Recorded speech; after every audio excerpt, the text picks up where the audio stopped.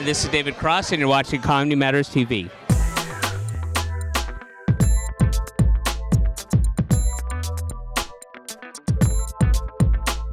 Hey, it's Jeffrey Gurian here at the Friars Club for Comedy Matters TV, and I'm here with David Cross. How are you, David? I'm good, Jeffrey, from Comedy Matters TV. How are you? I'm amazing, absolutely amazing. And it's the opening night of the Friars Club Comedy Film Festival, and David was in the opening film. It's a disaster, right? Well, I think you're being a little harsh. Oh, yes. The name of the film is It's a Disaster, yes.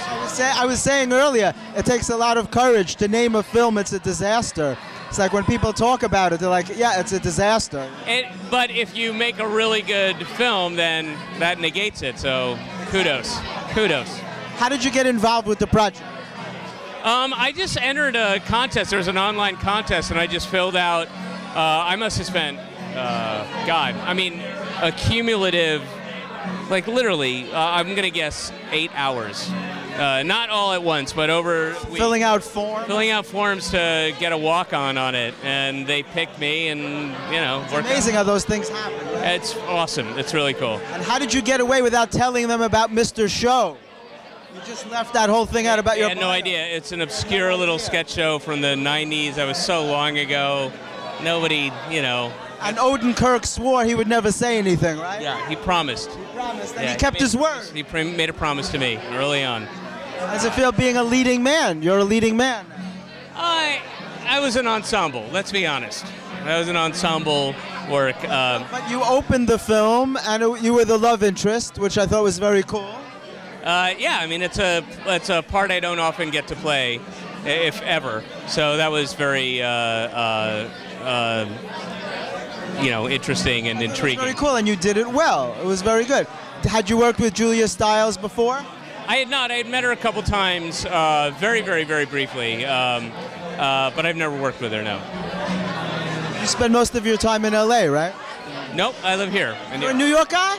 Oh, okay. I'm surprised. I've been here for quite a while now, yeah. Last time I saw you was in Montreal at the Just for Laughs Festival. It was a while. 2007. I know. I was promoting my last book I did on the Friars Roast. Filthy, funny, and totally offensive. Well, nice plug. That was a good plug. He just gave himself. No, it's my old book. Oh. Because you helped me promote it. That's why I remember. For the festival. You have a new book coming out? It just came out last week, a book with Chris Rock. Oh, wow. Right on. Great. Called Make 'em Laugh. Chris wrote the intro about the 35-year history of the comic strip.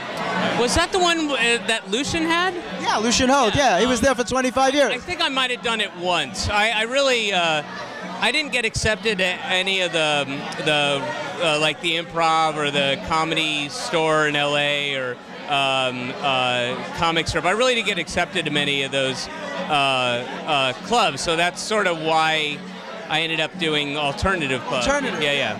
I auditioned, I just didn't get in, But I think Lucien actually let me in, but that was later. That was after I'd kind of established myself. In our book, all the comics have a Lucien story about how hard it was to get in. Seinfeld and, Ray Romano. I gave it one shot and I was like, well, fuck you guys. All right, if you don't want, I'll go somewhere else. Exactly. I didn't sweat it too much. Did you used to do Luna Lounge when Jeff Singer was there? Yeah. That was the home of alternative comedy. Yeah, I did that a lot, yeah. Because I'm interested in your opinion on the new comedy that's happening right now. Oh, the new comedy's the old comedy. There's a lot of great stuff and unique stuff, but it's not wildly different than it was 20 years ago, Well, they say there's nothing new in comedy, but... I wouldn't say that either, but I just think...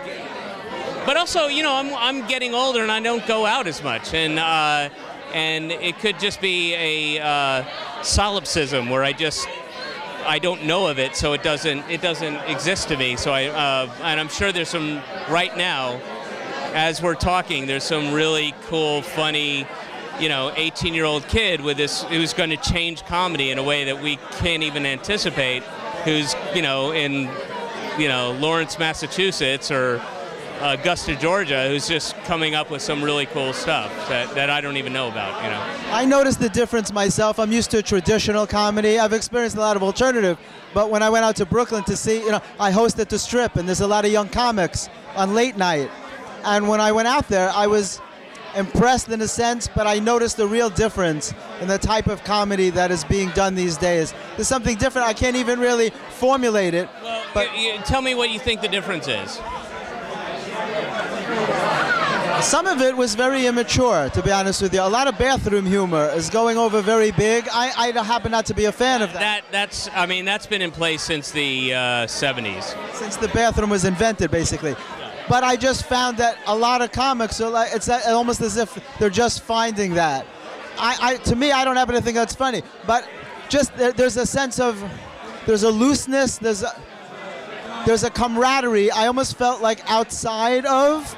It's hard for me to put it into words, but I felt something different, and it's being born in Brooklyn, and I guess it came out of the alternative comedy scene that was in New York, and it's just very different than traditional stand-up. They consider themselves stand-ups, but the flow is different. The energy of the comedy is different. The audience loves it, but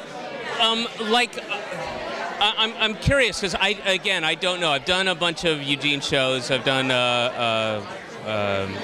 Union Hall and Bell House, but where are you talking about? Are you talking about those rooms? Those? Yeah. Well, when I went out there, I went out to see like Auden Mirren, from Mad TV. She did a show with Leah Delarios, and it was a great show. It was packed, but it just felt.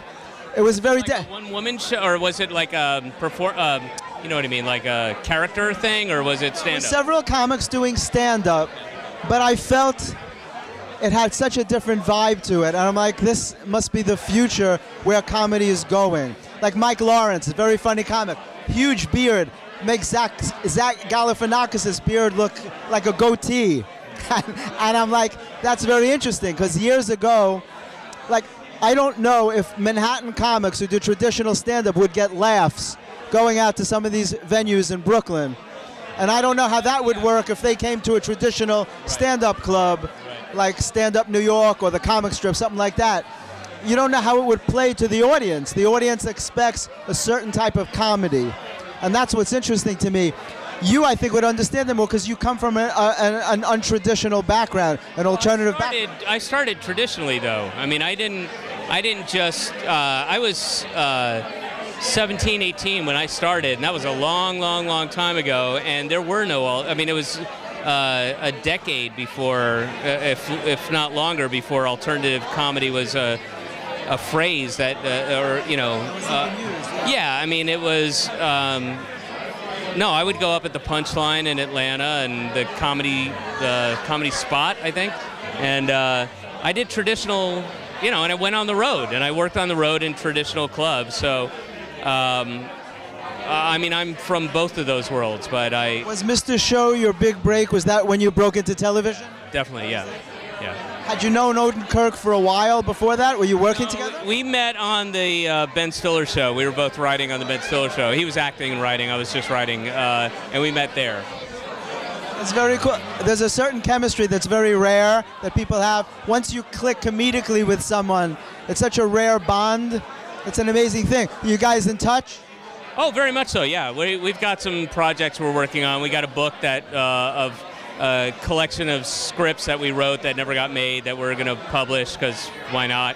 And yeah, we talk almost every day. I mean, he was just at my wedding a couple weeks ago, and congratulations, man. Yeah, it was a real get,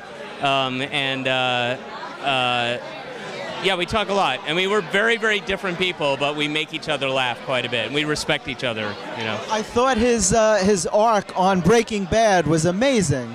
Yeah. There's very few comics that can translate, like Belzer did it, came from the stand-up world and plays serious acting roles, and Odenkirk was great. I thought he was fantastic. And what a show to be on, right? Breaking Bad.